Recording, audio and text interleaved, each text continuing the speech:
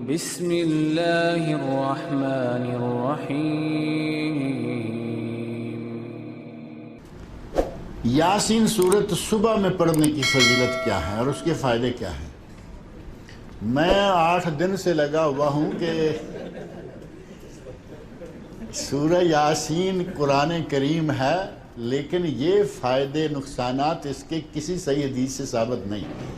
ایک ایک حرف پر 10 نیکیاں طے ہے۔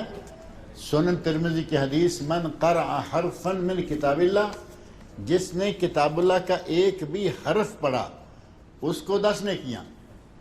ولا اقول الف لام میم حرف بل الف حرف ولام حرف و میم حرف۔